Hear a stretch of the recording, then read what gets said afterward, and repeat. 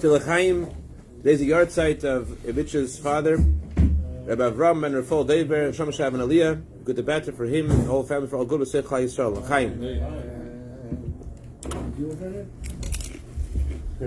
It was many years ago, on the 12th of Nisan, Rabbi Gruzman of Rishon LeZion, on the 12th of Nisan, he was sitting in his office. He thought he found a quiet moment before Passover, a little respite from the all different challenges that he was dealing with. You know, it's a very busy time for every Jew, especially for him, the community. And he felt all of a sudden that he couldn't breathe. He felt a pain in his stomach, and he felt he couldn't breathe.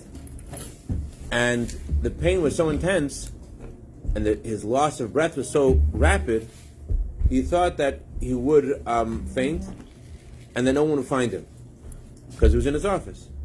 So he decided that he's going to go out into the street, and if he faints in the street, he's going till someone will see him. And he runs out in the street. Backtrack a few weeks before that, there's a woman whose name is Esther. She just moved to Rishon from Argentina, and she called up Rabbi Gruzman. She said to him that for 10 years she's been enjoying a Passover Seder in Argentina. She just moved to Rishon because her daughter is in a wheelchair, she has special needs, and she moved from Argentina to Rishon in order to be there for her daughter, to help her granddaughter. So she called up Rabbi Gruzman. She says, I've always been in the Passover Seder with Chabad, and I want to go to Seder this year as well, but I need to have something with access for my granddaughter's wheelchair. So Gruzman says, sure, no problem. I'll find a Seder for you. And he finds a hall that was on the bottom floor and easy access for a wheelchair. But the problem was the hall was full, so he took some time until he managed to get one of the families that was already planning to go to that hall to switch to a different hall. And by the time he set everything up and there was a place that there'd be room for this lady's granddaughter and her. By the time he found it, he lost he had misplaced the number of Esther. He lost Esther's number. So now Esther is not getting a call back, and Esther is and the Rabbi Gruzman feels bad, but what he's supposed to do? He doesn't have her number. He just moved, he didn't know who she was really, and just got her number. What's he going to do? So when he comes out of the Chabad house that day, when he lost his breath, who does he see on the street? He sees Esther. Esther's all teary-eyed, she's all out of breath, and she's all upset. Rabbi, you let me down. I know I let you down, Esther. I'm sorry, I lost your number. He says, Rabbi, you don't know what happened. She says, I was very upset you didn't call me back. And I was thinking, for 10 years, Chabad has arranged a Seder for me, and this year, the Rebbe's emissary here let me down. And so when I came to this block, the block of the Chabad house I was passing by, I decided I'm not going to walk on the side of the block where the Chabad house is. No, I don't want to come near those people. I don't want to come near those people who let me down. I'm going to cross the street. So I crossed the street and I walked halfway down the street, and then I did some construction.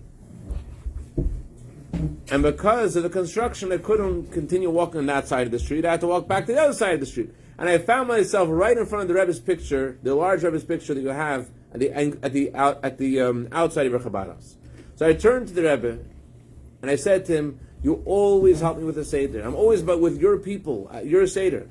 And this year, your emissary here let me down. Please help me come to a Chabad Seder like I do every year. And as she's saying this, that's when Rabbi Gruzman had this loss of breath, and he had to run on the street at that moment.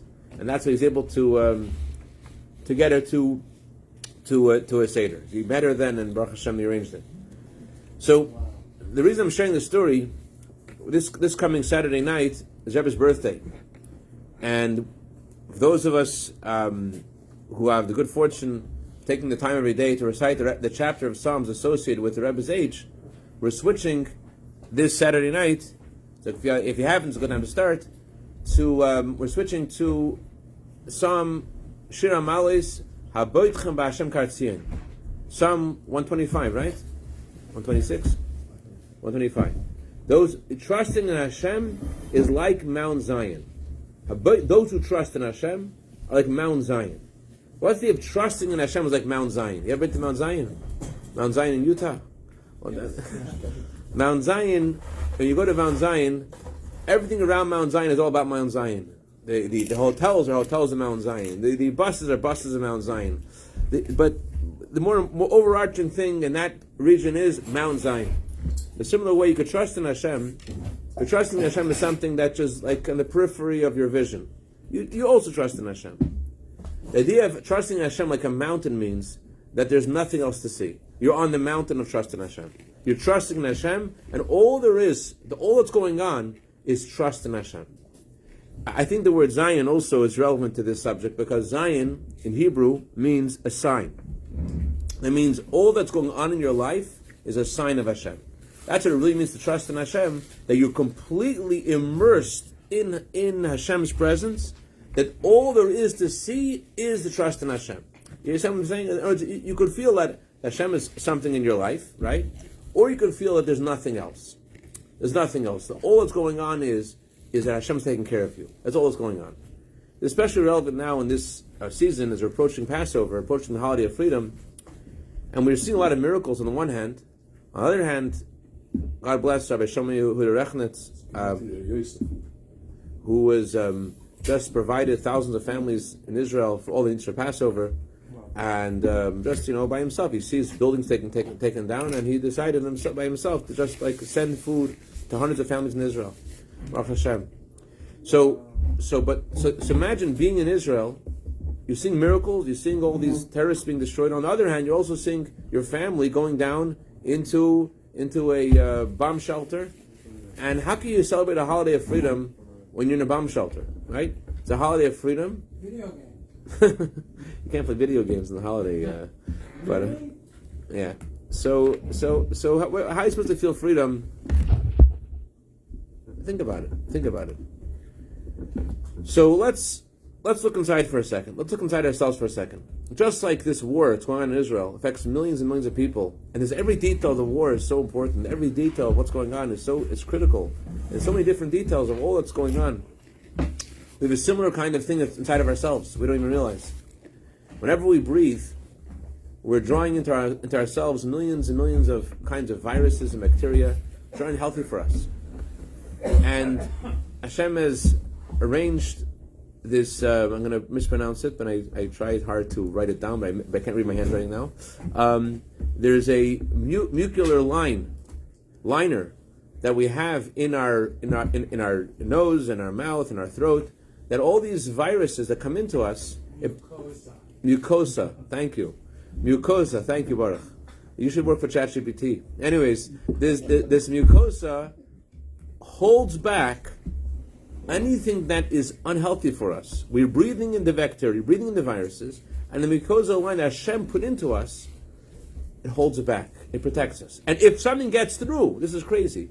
You know this? If something gets through that's unhealthy for us, so immediately what happens is that there are white blood cells, that are the millions of white blood cells, which are suddenly triggered, and they know, let's go and fight this unhealthy virus that's entered the body. And if that is not sufficient, just like there is in the warfare, send the missiles, send the bomb, arrow, just like there is in the war, also in ourselves. All of a sudden, there's antibodies that are created, and there's the T cells. And the T cells, different kinds of T cells. What are T cells? T cells have different groups of T cells. There are millions and millions and billions of T cells in our body that are suddenly triggered when they know there's an unhealthy virus that's entered the body, and they're commander T cells, that they send instructions to millions and millions, these helper T cells. They send killer T cells out to destroy this unhealthy virus that has gotten through. So although there's these brush-like cells that try to push away what's negative, but sometimes it enters anyways. And so Hashem put in our body these T cells that send a message to millions and millions. But not only that, the body also has these T cells that remind the body, that remember the unhealthy virus, so that if, God forbid, an unhealthy virus goes in again, the body knows what to do. It works exactly, far more sophisticated than the actual warfare that's happening. All the sophisticated warfare in our bodies, it's far more intense, with millions and millions and billions of these cells that are working in an unbelievable coordinated way. This is what the Torah means when it says, my flesh, I see Hashem. Looking inside yourself, you can mamish see Hashem. You could see it.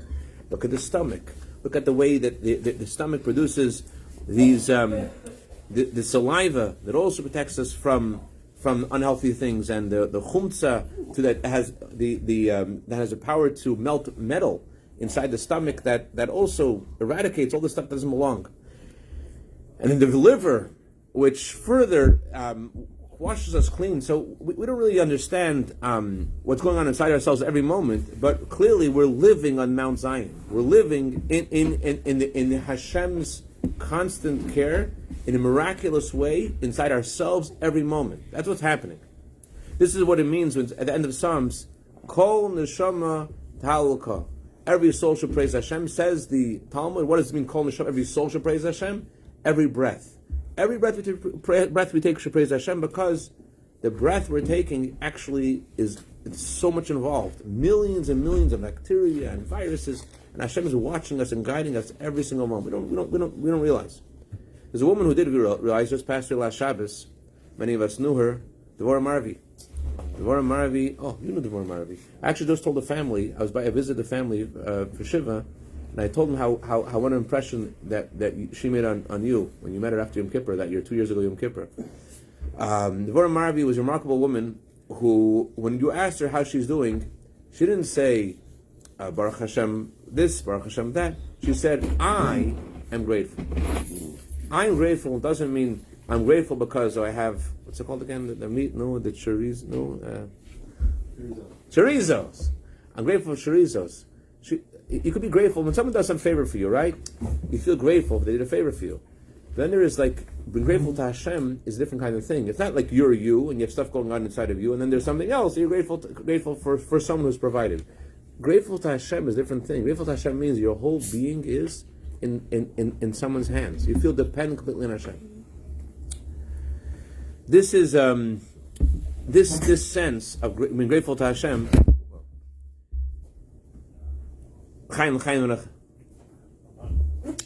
This opens us up also the brachas of Hashem. This guy wrote a letter to Rabbi.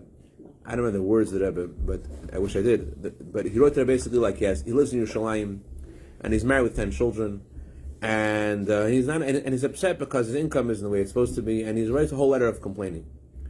And the Rabbi basically responded, paraphrasing more or less, like, I read in your letter that you are blessed you're married. I read in your letter you're blessed you have 10 children. I read in your letter you live in Yerushalayim, of all places in the world.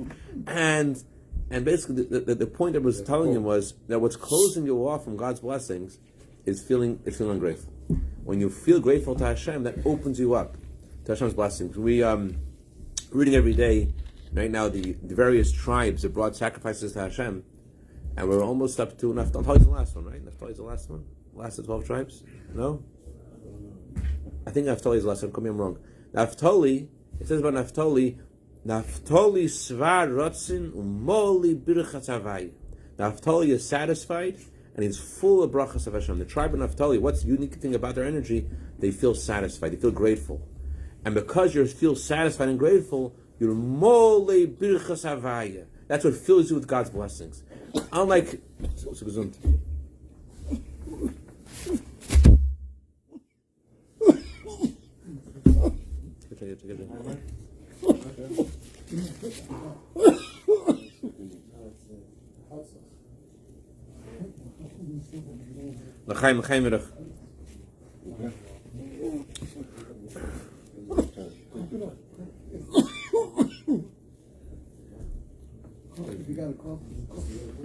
okay, so as we're entering this holiday of freedom, this actually is the thing that frees you completely from all disturbances physically and spiritually. This is the thing. This idea of feeling grateful and dependent on Hashem. Think about the very first mistake that was made in creation. A mistake that brought a lot of, that we're living because of this mistake in a different way than we want to live. The first mistake ever made was a mistake of Adam and Eve. What was the mistake?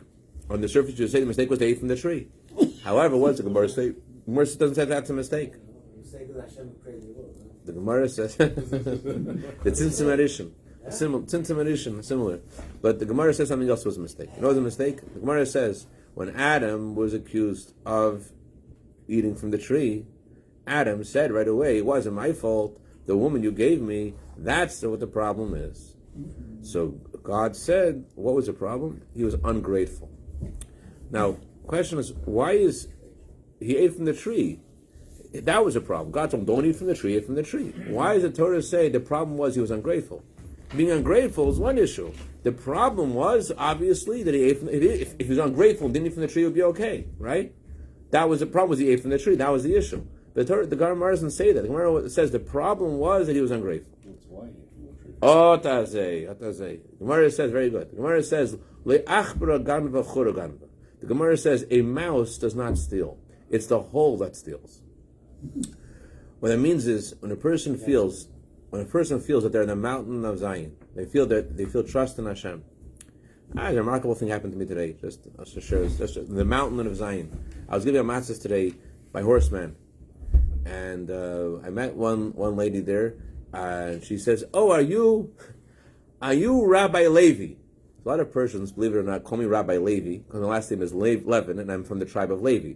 So she wasn't Persian, but yeah, people called me Rabbi Levi too. Yeah, that name works. Yeah, my son goes to your program in El Rodeo. She didn't mean me. She meant Rabbi Levi Alulian. So okay, fine. And then she tells me her last name. But you know my son because this program Rabbi Levi, right? And I'm like, no, but your last name? Oh, do you know Yankel? I'll say it's not before his name. How in the world do you connect me to Yankel? How in the world do you know that I'm Yankel's my husband?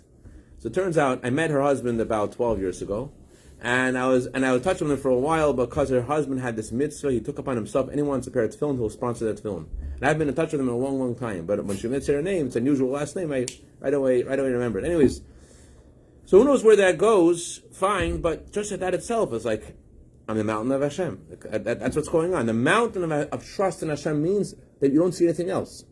Versus Adam. He said the idea of the mountain. The idea of the mountain is there's nothing else to see. It's a mountain. I think the mountain doesn't move. It's like stones. That's another meaning. The meaning I was sharing tonight was something else. That there's nothing else to look at. You can't see anything else. It's not in your peripheral vision. It's a mountain. You're not on top of the mountain. Yeah, you're anywhere in that whole area. All there is a mountain. Well, maybe you're on the top of the mountain. Maybe you're on the mountain. There's nothing else to look at. Just you're on the mountain. I think I'm on the mountain because this is what's happening. I'm on the mountain. The mountain trusting in Hashem. Trust Hashem is like a mountain. There's nothing else. There's nothing else. You're there. It's a sign.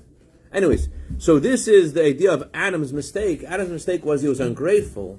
Adam felt that he was missing something. He had this scarcity complex. He felt that he looked at life. He wasn't samech v'chalkai. There are a lot of people which are called rich, but the truly rich people, the Talmud says, who is rich? Someone who's happy with their lot. Different people look at life and they clean their lens of their life and they look at it and say, what Hashem has given me. You want to be able to daven. We all daven. You want to upgrade your davening? Here's a quick life hack to upgrade your davening. Ready for a great? This is a very quick life hack that will really seriously open up your heart in davening. Are you ready? Just before you begin Shemona Esrei, before you get any part of davening, think about what Hashem is giving you. Think about specific things Hashem is giving you, and think about you're grateful to Hashem because He's giving you these things. It could be small things, it could be big things. You have 10 toes, you have 10 fingers. Hopefully you have. That you could say, you're able to daven, you're able to open your mouth, you're able to see. Just now in Israel, there was a guy, crazy. It's a true story. This guy, a friend of my friend, he got up to go to the bathroom. He's sitting on his couch and watching TV, whatever he's doing. He gets up to go to the bathroom, and at that moment, missile at that moment. Think about Miriam. Torah says when the Jewish people crossed the Red Sea, what they do the first thing after they crossed the Red Sea, they sang a song. They also had instruments at the song. How do they have instruments? Because Miriam, in Egypt, not just Miriam, all the women, they all were preparing instruments to sing to Hashem when they left Egypt. That means that they're in the thick darkness of the exile, of the Pharaoh, the worst kind of exile, and they're making instruments. What does that tell you? It tells you don't have to wait till all the lights turn green for you to start thanking Hashem. My grandfather, Oliver Sholem, Rabbi Fogelman, every year in Passover, he would say this teaching, which I'll share with you. On the night of the Seder, we say the Dayenu. Dayenu is probably the most famous prayer. Dayenu means if you would have taken us out of Egypt but not killed the firstborn, it would have been enough. If you would have taken us out of Egypt but not let us cross the Red Sea, it would have been enough. And the obvious question is, it wouldn't have been enough. We need all those things. But that prayer is telling us, you don't have to wait for everything to happen to thank Hashem. You don't have to wait till everything happens. Those things are important. If you get out of Egypt, you don't cross the Red Sea, you're done. You're dead. But you don't have to have everything set up. We're always thinking like, I know I'm thinking, yeah, I solved A, B, and C, but what about Z the third time around? The Torah tells us about Miriam. Miriam is making a tambourine in middle of Auschwitz. You know what that means? I know God's going to save me. I'm going to thank Hashem for the miracles. This is what Mashiach is about. This is the way to greet Mashiach. Before Mashiach comes, you're already preparing to thank Hashem. You're already thanking Hashem. You know what's going to happen. This is the inner meaning of what we say in our prayers every day, 3 times a day. We say, I thank you, Hashem. In Amidah, we have this line, I thank you, Hashem, for the miracles and for the wonders. What's the difference between miracles and wonders? On the surface, one explanation is, miracles are miracles that everyone can see. Wonders are, as the Torah says, the wonders in the language of the Torah are wonders that only God knows that He's doing. So when you see miracles, they remind you about the wonders. They remind you of all the things that are going on in your life that you may not realize. And this is the inner meaning of the Seder. This is the inner meaning of the Seder is to be completely free. What does it mean to be completely free? To feel completely in the hands of Hashem. Completely in the hands of Hashem, which really allows us to do the mitzvah of the Paschal Lamb. The Paschal Lamb has a bit of tension in it. On the one hand, the Paschal Lamb was a personal sacrifice. On the other hand, the Paschal Lamb was similar to a communal sacrifice. You had to go with the group. There's things we do for ourselves and things we do for others. And there's a tension. Should I do for myself or should I do for others? Should I do for others, do for myself? And there's a tension. We don't want to go beyond ourselves. So the way to turn yourself into a giver is Pesach. Pesach means to jump over. To jump over. And what allows you to jump over? What's the key of jumping over? Why couldn't Adam do it? Because Adam didn't feel grateful to Hashem. Adam felt he's on his own. Adam felt lonely. When you feel you're in the hands of Hashem, you feel you're here for a mission by Hashem has entrusted you with to illuminate people's eyes, to illuminate people's hearts, to give. You're here for a reason. That allows you to jump over from being an individual just for yourself and to give to others. The Torah says that when Mashiach comes, by us, we know our custom is, others have a custom, at the end of the Passover Seder, they say, Chasal. Chasal means, it is done, finito la comedia, we're done with the Passover Seder.